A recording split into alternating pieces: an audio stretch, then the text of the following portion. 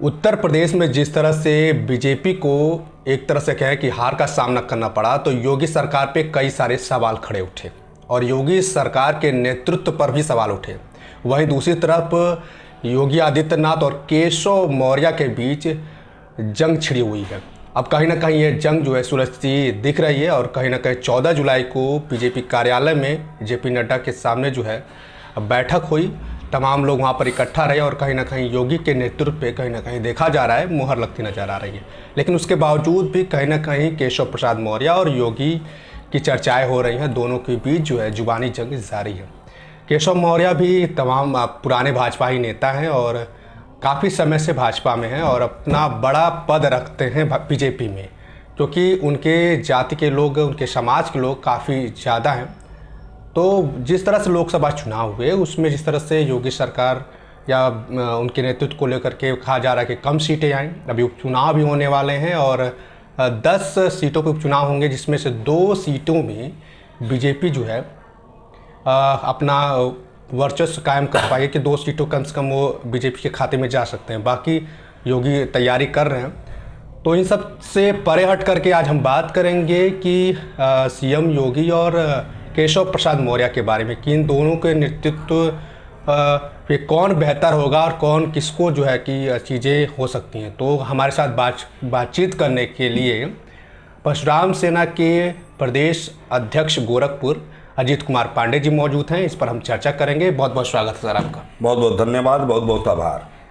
जैसा कि अजीत जी, इस समय तमाम तरह चर्चाएं चल रही हैं कि भाई योगी जी का नेतृत्व नहीं सही है। केशव प्रसाद मौर्य और योगी जी के बीच जो है तमाम विवाद देखने के लिए मिल रहा है। केशव प्रसाद मौर्य ने योगी जी के पे ये भी कहीं ना कहीं अपनी बातों से कह दिया कि योगी जी कार्यकर्ताओं को समय नहीं देते या उनका सम्मान नहीं करते।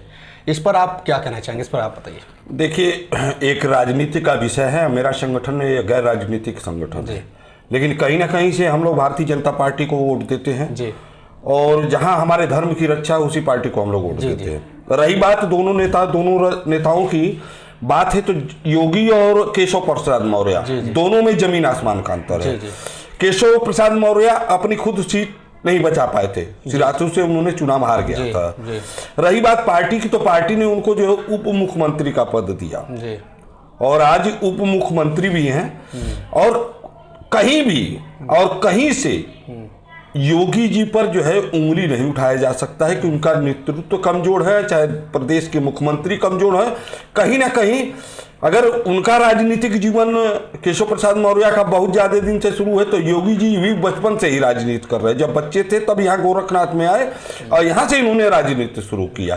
तो दोनों एक दूसरे में कहीं कोई किसी से कम नहीं है, चाहे योगी जी चाहे केशव प्रसाद मौर्य। लेकिन योगी जी को मुख्यमंत्री पद से हटाना प्रदेश को कहीं गर्त में ले जाना। अब देखिए, कहीं ना कहीं जो विपक्ष भी इस पे हावी है और यहाँ तक अखिलेश यादव ने भी कह दिया कि 100 विधायक लाइए और मुख्यमंत्री बन जाइए। कहीं ना कहीं अखिलेश यादव केशव प्रसाद को एक तरह से मौका देना चाह रहे हैं। इस पर आपका क्या राय है? आप क्या कहना चाह रहे हैं? देखिए, अखिलेश यादव जी को कुछ रह तो गया रहा है नहीं है। ये लोकसभा चुनाव इन्होंने जीता। ये लोग कांग्रेस पार्टी और समाजवादी पार्टी जनता को बेवकूफ बनाकर, जनता में डर पैदा कर और नहीं चुनाव जीतने का कोई कारण नहीं था कि संविधान बदल जाएगा, देश से आरक्षण खत्म हो जाएगा। इस मुद्दा पर उन्होंने चुनाव जनता को बेवकूफ बनाकर, जो पढ़े लिखे लोग नहीं हैं उनको बेवकूफ बनाकर कि संविधान बदल जाएगा। तो अखिलेश यादव को कोई मुद्दा नहीं है। जिसे वो कहते हैं ना 100 विधायक, क्या ये संभव है कि 100 विधायक कोई तोड़ सकता है? नहीं, पूर्व में देखा जाए, पूर्व में अखिलेश यादव जी की सरकार थी तो इन्होंने कुर्सी के लिए अपने पिता से मार किया था। अपने पिता से मार कर दिए थे ये कुर्सी के लिए। तो ये क्या 100 सीट केशव प्रसाद मौर्य का भी कमेंट आया है कि आप अपना ये सब जो है हमको मत दीजिए, प्रलोभन मत दीजिए। प्रलोभन देने से काम नहीं चलेगा, अपनी समाजवादी पार्टी को संभालिए। तो कहीं ना कहीं अखिलेश यादव का ये कमेंट गलत था। अखिलेश यादव जो उनको जमीन पर काम करना चाहिए वो जमीन पर काम नहीं कर रहे हैं। नहीं, तो जैसा अभी एक सवाल और है, जैसे केशव प्रसाद मौर्य यहाँ तक है कि योगी जी कार्यकर्ताओं का सम्मान नहीं करते, उनको समय नहीं दिया। कार्यकर्ता जो है योगी जी से खुल के बात नहीं कर पाते हैं। और एक छोटी सी बात उन्होंने इस तरह से कही कि हमारा जो है कि कार्यकर्ताओं के लिए हमेशा दरवाजा खुला रहता है। तो इस पर आपकी क्या राय है? क्या देखिए, ऐसा नहीं है। राजनीति के कई पहलू होते हैं जी। एक प्रदेश का मुख्यमंत्री हर आदमी से नहीं मिल सकता है, उसकी सुरक्षा व्यवस्था और सिस्टम हर आदमी से नहीं मिल सकता है।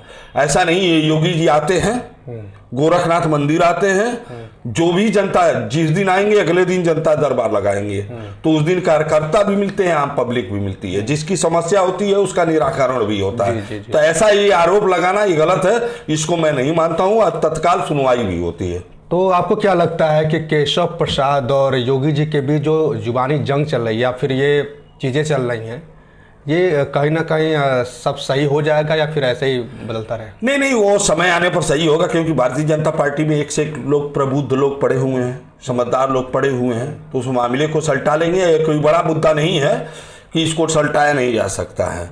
आने वाले समय में हो सकता है केशव प्रसाद मौर्य को कोई बड़ी जिम्मेदारी दी जाए।